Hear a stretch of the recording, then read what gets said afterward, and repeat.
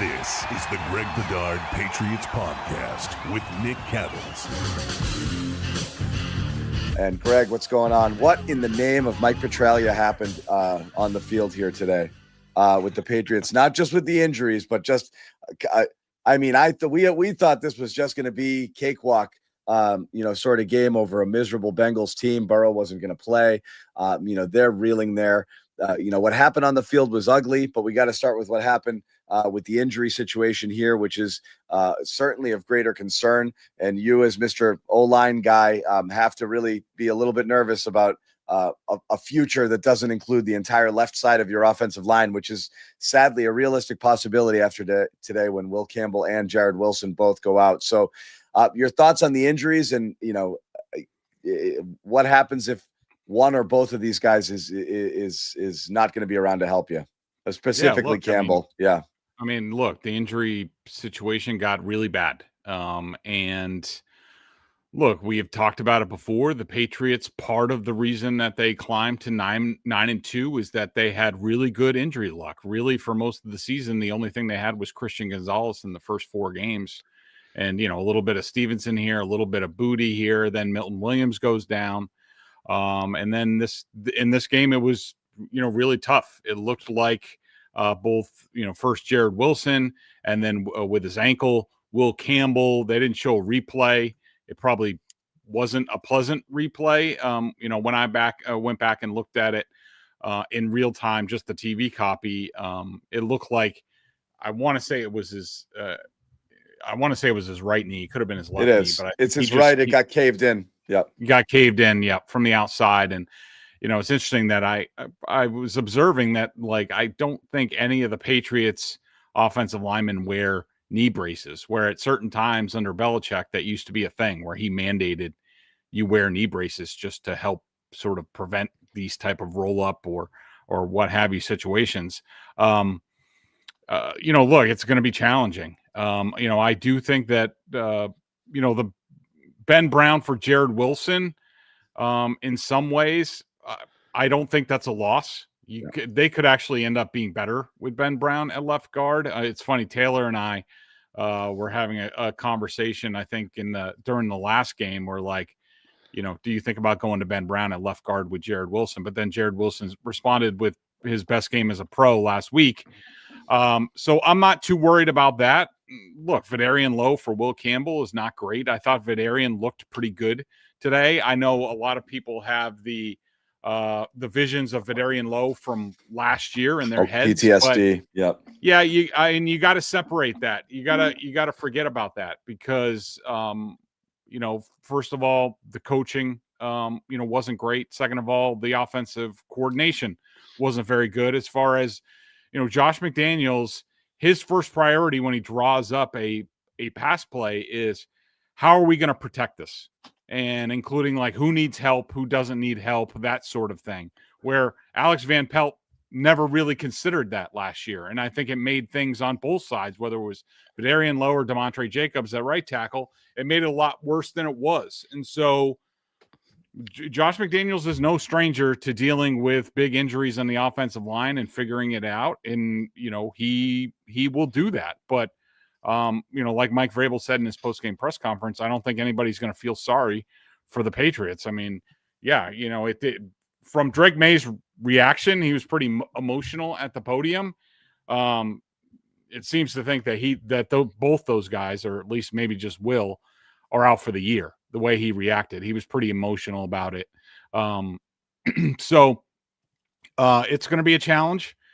At least you're not the Chargers that lost both offensive tackles. This stuff happens around the league. I know it was a feeling there like it was never going to happen for the Patriots, but as Vrabel also says, football is 100% injury sport. And at some point in time, the Patriots were going to go through this. And, it took a while. Now they're just like everybody else. They're going to have to figure out a way. And, I'm confident that, especially with the offense, I have a lot of confidence in Josh McDaniels scheming around it. Milton Williams has been a loss. Hopefully they don't lose too many other people on defense. I think that it's tougher for them to overcome some key injuries on that side of the ball than it is on offense. But look, they have a heavy dose of adversity right now.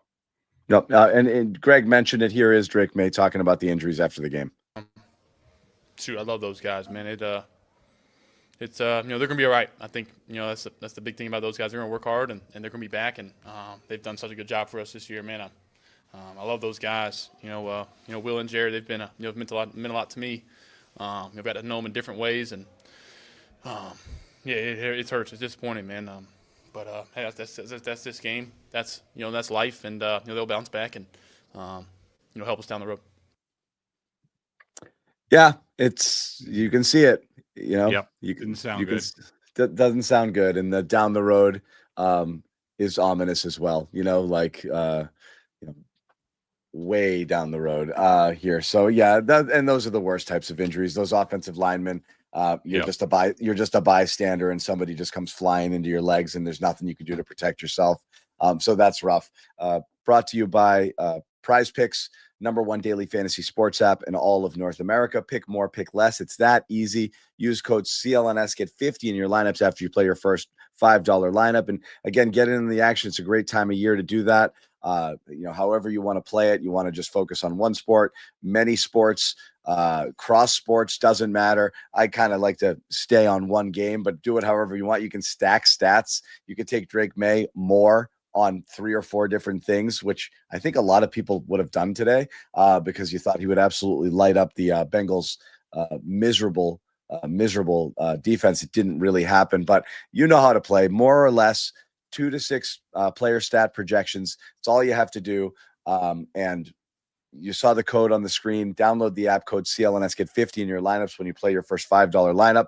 Lots of cool other features. You get free squares throughout the week, injury reboots, flex play, where you can cash out if your lineup isn't perfect. So again, there it is, code CLNS. Download that app, play 5, get 50 instantly. Prize Picks, it's good to be right.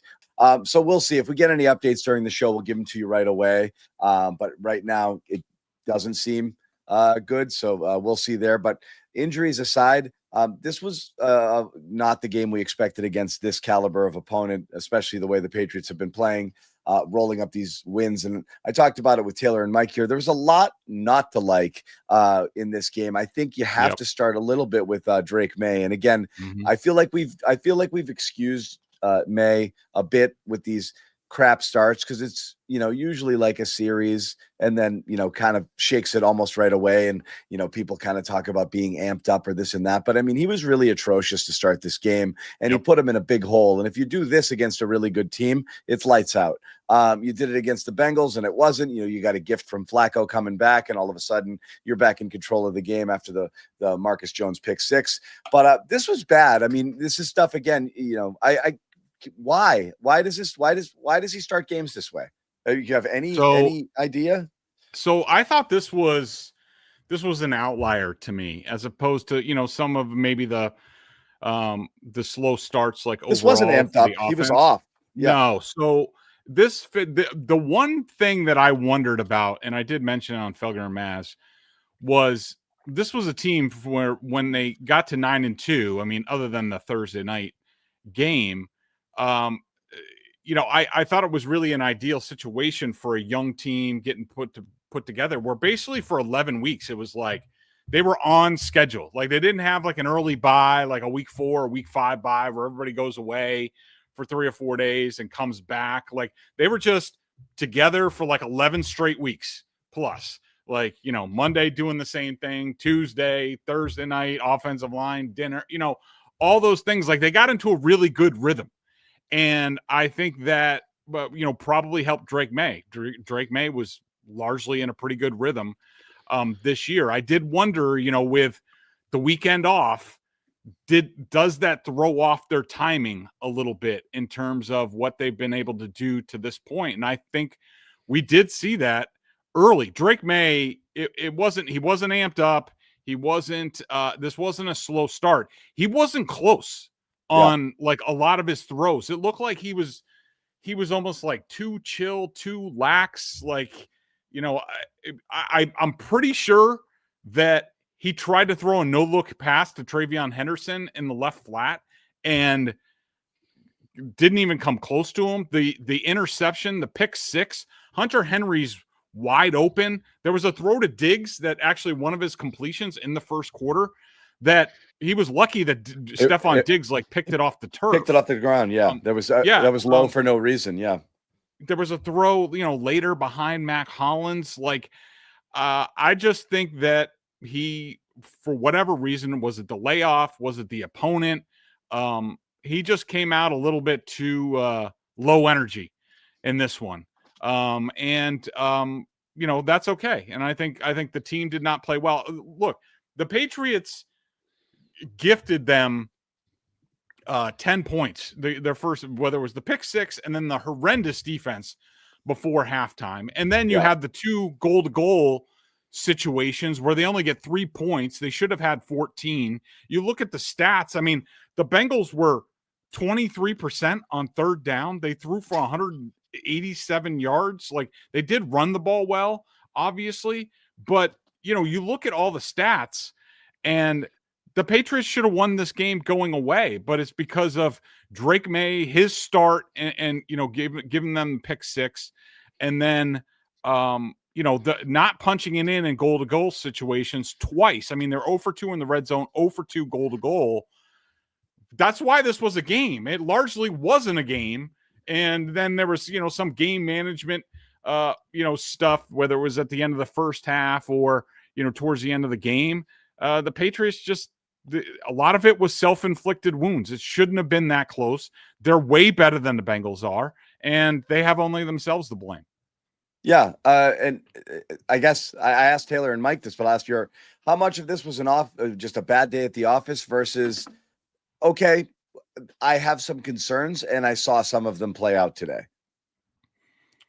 I think it was largely a bad day at the office. This is now 3 straight weeks that the run defense has started to go downhill. It's not a Milton Williams thing. He certainly helps, but it was not good today. Of course, I don't love them giving Chase Brown 21 yards before halftime for free. I don't know what they were expecting. 2 plays and the Bengals are in field goal range. Jalen Hawkins blows the coverage on T. Higgins right before the field goal. I mean, it was a good call. It was just poorly executed. And, as far as, I would agree. I heard the end of, Taylor. I would say, their inability to consistently run the ball. Stevenson was terrible today. I think he had 6 carries for 5 yards. I mean, I was just looking at some of the stats. The Patriots, I think, had they had runs 25, almost 26% of their runs went for 0 or negative yards.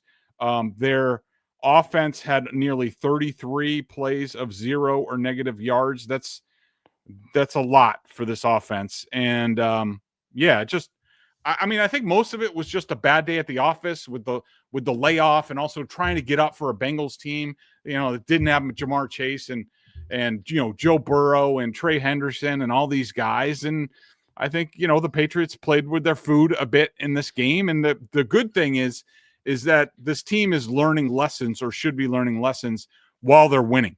That normally doesn't happen to you in the NFL. So those are all things that are positive for the Patriots. Yeah, there's more to the running game than just one guy. But we've seen Henderson have success these last few weeks with Ramondre Stevenson being out. I was curious how they were going to play it today with Ramondre Stevenson coming back. I thought they might try to alternate series and give him, give him a little bit more, reps than closer to half and half, but I didn't think he would disappear. Henderson unofficially 46 snaps to Stevenson's 22. I also found it interesting that in goal line situations, one of those red zone trips, it was Terrell Jennings in there over Ramondre, getting the carries when they're trying to stuff him in there. So what are we looking at with this rotation going forward? And again, it was bad, 25 for 71 yards. And as you said, more than half of those runs going for next to nothing. They're just running directly into the line. It's more than just the backs, but going forward, do you just want to see this be the Travion Henderson show? Because he's the only one who, if the blocking's not going to be great, at least he can pop it every once in a while. And you're just not getting enough out of these guys.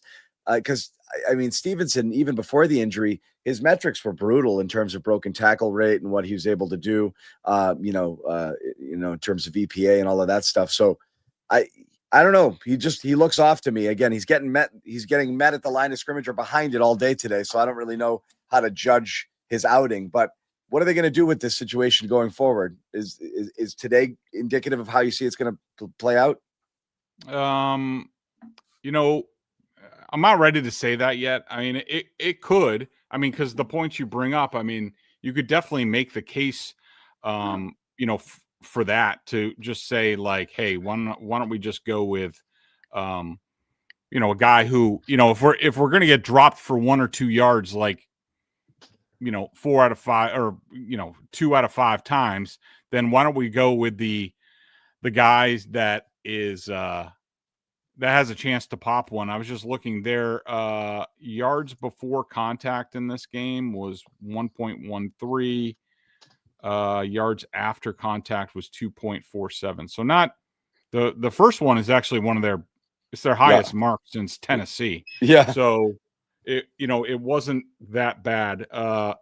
Rush yards over expected was minus 0.03. So, not that bad, but the EPA per rush was minus 0.32. That's one of their worst marks of the season. So I think the goal to goal situation, the 2 failures there, I think is an indication that they need to rethink a lot of what they're doing. And I do think maybe, one of the things, the Tonga thing is fun and we like that, but are you going to they're going to need to run power.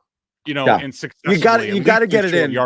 You got to get it in from the 1 yard line. Like, I mean, especially if you have multiple cracks. Right. And so, you can't be cute there. You got to be able to just get there. Yeah. And do they go find a real fullback or, something like that? Are there any of those guys available to maybe help things out? Tonga's got a lot on his plate right now. We saw him go out briefly and then come back, without Milton Williams out there. So, maybe that experiment is over. So, are there other alternatives? Because right now their power rushing is just not nearly good enough, and they're going to need to do it. They're going to play in weather games, and they're going to play in cold weather games. And so they're going to need to be able to push some piles. And, Ben Brown is not a road grader going in there. Vidarian Lowe is not. I don't think either of those guys. Campbell was probably their best run blocker in terms of like edge and playing with power and playing with nastiness. The other 4 guys were not exactly glass eaters up there. And I think that's been a problem for this team. It definitely has. Among the other things we wanted to talk about here before we let you go, receivers were largely, invisible to start the game. A lot of tight end stuff going in there. But you get a decent Hunter Henry game, and it's another one of those rotating. Everybody, sometimes new comes in with a 100-yarder. But just in terms of their plan of attack, the way that they went about it, Taylor had mentioned, and this has always been a concern of mine with this particular group of receivers here, is at some point teams are going to figure it out and just start playing a higher percentage of man against them. And I think you're seeing it, and I think you saw it here. And I do wonder going forward if that's going to be a little bit of the blueprint, because go ahead, you can't really run the ball. So what am I worried about there? And I'm not really worried about your guys beating me, one-on-one. So I'll just line up and take your best shot. And I'm not going to say that's going to work all the time, but I think that's something they're going to see a little bit more of. How do you think they're going to handle that? Yeah, so a couple things at play here. So the wide receiver target percentage this week was 37%. That is the lowest of the season. They average 56% wide receiver target rate.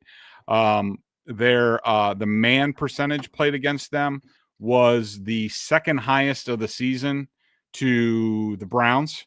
Yep. And there's another thing that I think is a little bit at play is that I think, and we've seen it the last 2 games, Drake Maye has been the lowest. He has the lowest check down percentage in the league. And I think that's been a point of emphasis for him. Like, look, if you don't have something, then just take the profit. Yeah. Whether it's the running back, he's been hitting Henderson more in the past couple of games. The tight ends also factor into that because they're chipping. So I think there's a balance that needs to be struck there. But I do think that's sort of like the worst case scenario for the Patriots is that they go up with a team that can get pressure with 4, which the Bengals couldn't do today. The only time they really got pressure was bringing extra guys. There was one time where Geno Stone came off the edge. He was unaccounted for. That's Maye's guy, and he ended up taking a sack where he just needs to turf the ball. But you worry about a team like Denver or Houston that can play man-to-man on the outside and get pressure with 4 or 5. Yep. And it's going to be tough for anybody. It's not just the Patriots, as we saw with the Buffalo Bills, with the Texans, as we saw with the Kansas City Chiefs, with the Broncos. So that's the toughest thing. That's when the Patriots were going really good with, Revis and Browner and, those guys, and whether it was Aqib Talib, it was the ability to play man coverage and then get pressure with 4 or 5. And the Patriots were great at that for certain stretches. And so, it's going to be a challenge. But I think Drake Maye's really good about learning as he goes. And so he'll take the game film and get better from here. Yeah. And again, the checkdowns are one thing. I know this is like a really simple analysis that a lot of people make and have made dating back to last year regarding Drake Maye.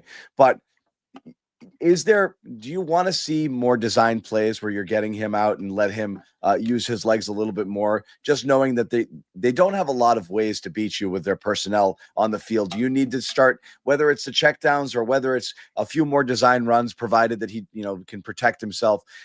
Is that something you would want to see? And they can't really run the ball on their own. So you're trying to loosen things up a little bit. Is that something McDaniels could try?